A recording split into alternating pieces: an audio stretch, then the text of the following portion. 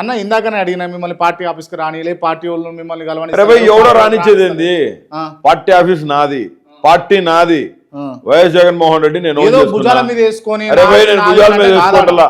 జగన్ అంటే నాకు మోజు, నాకు పిచ్చి. నీ బాధ ఏంది ఇప్పుడు చెప్పు? ఏం చెప్పించాలనుకున్నాను నోటితో?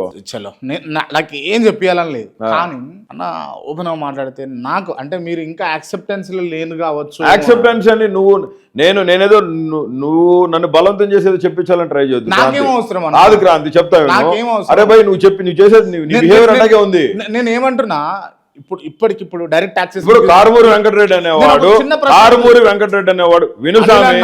అరే వినుసామి, కారుమూరి వెంకటరెడ్డి అనేవాడు నేను లండన్ నుంచి తిరిగి వచ్చిన తర్వాత షర్మిలమ్మ పాదయాత్ర స్టార్ట్ అయింది. షర్మిలమ్మ పాదయాత్ర స్టార్ట్ అయింది, నా మ్యారేజ్ అయింది. మ్యారేజ్ చేసుకోవడానికి వచ్చిన, మ్యారేజ్ చేసుకొని మళ్ళీ వెళ్దామనే ఉద్దేశంతో వచ్చాను. నా చదువు అయిపోయింది అప్పటికి. పెళ్లి చేసుకున్న 16 రోజులకి పాదయాత్ర టెంట్ నుంచి నాకు కాల్ వచ్చింది. ఏమని? బోరుగడ్డ అనిల్ కుమార్ గారు మీరు రండి అని. నాకు బాగా తెలిసిన వ్యక్తి, మాకు దూర బంధువు, ఫోన్ చేసి పిలిచారు. ఏం బావా ఏంటని అడిగితే, ఉండుమా కొంచెం టైట్ ఉంది, నువ్వు ఉండాలి ఇక్కడ, గుంటూరు దాటేదాకా. గుంటూరు మా ఊరు తెలుసు కదా నీకు, దాటేందుకు చూసుకోండి అమ్మ, జాగ్రత్త చూసుకోండి, కొంచెం అరేంజ్మెంట్స్ అవి చూడాల్సి వచ్చింది. ప్లస్ మా ఫ్యామిలీ అంతా కూడా షర్మిలమ్మని కలిసాం. పేపర్లో కూడా వచ్చింది షర్మిలను కలిసిన బోరుగడ్డ అనిల్ కుమార్ గారు. అంటే నేను పార్టీలోకి అఫీషియల్గా కండ వేసుకొని రావాలి, ఫోటోలకు ఫోజులు ఇవ్వాలి, మంది చూడాలి నేను మాట్లాడేటప్పుడు అని నేను ఎప్పుడు అనుకోను. అసలు నేను అట్లాంటి వ్యక్తిని కాదు, అట్లాంటి లీడర్షిప్ స్కిల్స్ నా దగ్గర లేవు. That's worst to me. చాలా మంది ఎక్స్పోజ్ అవ్వాలనుకుంటారు, వేరే వాళ్ళని తొక్కాలనుకుంటారు. అట్లా కాదు, నేను నాయకుల్ని తయారు చేసేవాడిని. నా దగ్గర చాలా మంది నాయకులు తయారై ఈరోజు చాలా బాగున్నారు. అంటే అట్లా కాదు కదా, ఫైట్ చేసేవాడు ఎప్పుడు. అంటే నువ్వు ఈ రోజు ఈ మాట మాట్లాడుతున్నావు, రేపు మళ్ళీ మంచి పొజిషన్లో ఉంటా. దేవుడి చిత్తం అయితే ఎంపీ అవ్వచ్చు, లేదంటే for sure you will be happy. నిజంగా నా మీద నీకు ప్రేమ ఉండి అభిమానం కనుక ఉంటే ఖచ్చితంగా you will be happy. I will make you happy with the blessings of Almighty God. I will make you happy. కానీ ఉండలేరు. మీ మైండ్ సెట్ కు, మీ వైఖరికి, మీ బిహేవియర్ కు అది సెట్. అరే భయ్ వాడెవడో నన్నంటే నువ్వు నన్ను పాయింట్అవుట్ చేసి మాట్లాడతావు ఏంది? నీకు దమ్ము ధైర్యం ఉంటే మనకు ఫోన్ చేసి మాట్లాడు. అరే భయ్ నువ్వు ఎందుకు అన్నావుట అనిల్ గారిని ఎందుకు అన్నావు? జగన్మోహన్ రెడ్డి గారు కారుమూరి వెంకటరెడ్డికి చెప్పినాడా? జగన్ సార్ ఫోన్ చేసి అరే భయ్ విను, దాన్ని ఎవరైనా ఖండించిరా? ఎవరు ఖండించేది? పార్టీ వాళ్ళు ఖండించిరా? ఎవరు ఖండించేది? వైసీపీ వాళ్ళు.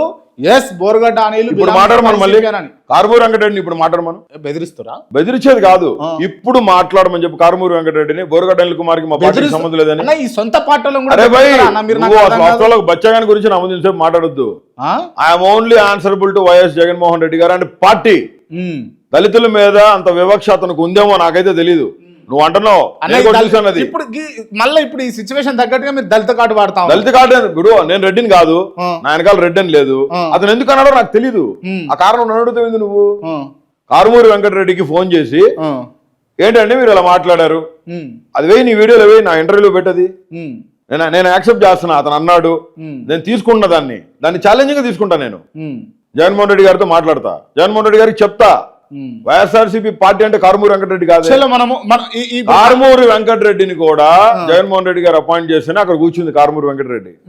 బోరుగడ్డ అనిల్ కుమార్ కూడా జగన్మోహన్ రెడ్డి గారు అపాయింట్ చేసుకుంటారు త్వరలో. చూస్తావు త్వరలో. నేను మొన్నే కదా రిపబ్లికన్ పార్టీకి రాజీనామా చేసింది. ఓకే సరే చూద్దామన్నా, ఆ లెక్కలు కూడా మాట్లాడదాం దాని తర్వాత. సో నేను కొన్ని విషయాలు అడగాలనుకుంటున్నా. అసలు బోరుగడ్డ అనిల్ అనేటటువంటి వ్యక్తి జైలుకి ఎందుకు పోయిండో మీకు తెలుసా? ఎస్ తెలుసు. ఎందుకు పోయిండు? కుట్ర రాజకీయం, కక్షబట్టి పగబట్టి గట్టిగా మాట్లాడుతున్నాం, క్వశ్చన్ చేసినాం. గట్టిగా మాట్లాడుతున్నారా? తప్పులు మాట్లాడుతున్నారా?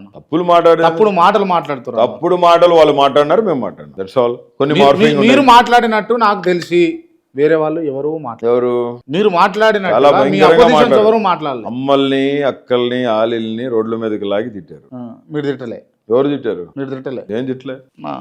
జర బీపీ అండి అరల్ల కొడక అని ఇంకా 1-2 దారి ఉండొచ్చు, తప్పే ఉంది దాంట్లో. వాళ్ళు అన్నారు, మేము అన్నాం, తప్పే కదా అది. వాళ్ళు అన్నారు కదా, కానీ అది దృష్టిలో పెట్టుకుని వాళ్ళు అన్న తర్వాత దృష్టిలో ఒకటి చెప్తాను నేను. వాళ్ళకి ఈ రోజు అవకాశం వచ్చింది, వాళ్ళు మమ్మల్ని నిలిపేశారు, చిత్రహింసలు పెట్టినారు. ఆఖరికి ఈ రోజు ఫైనాన్షియల్ గా ఎంత బర్డెన్ బేర్ చేస్తున్నామంటే అది దేవుడికి తెలుసు, మాకు తెలుసు. కానీ ఏ రోజు ఎవరి దగ్గరికి పోయి దేహి అని అడుక్కునే పరిస్థితి దేవుడు రానిడు. కాపాడుతుండు.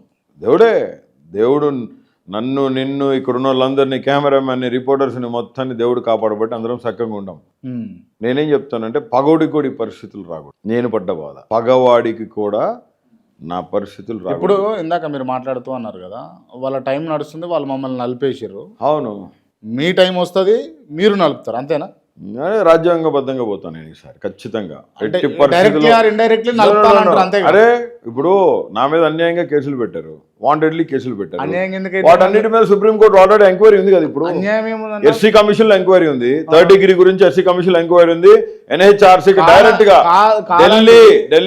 ఢిల్లీ మానవ హక్కుల సంఘానికి డైరెక్ట్ గా పోయి చైర్మన్ ని ఫేస్ చేసి నేను రిపోర్ట్ రాసి వచ్చిన. ఇప్పుడు వైఎస్ఆర్సీపీలో చాలా మంది ఎంఐఎం లీడర్లు ఉన్నారా లేదా? ఉన్నారు. మిమ్మల్ని మించిన వాళ్ళు ఉన్నారా లేదా? అసలు నేను మిమ్మల్ని మించిన వాళ్ళు ఉన్నారా లేదా? వాళ్ళతో పోల్చుకుంటే చాలా చిన్నోడు.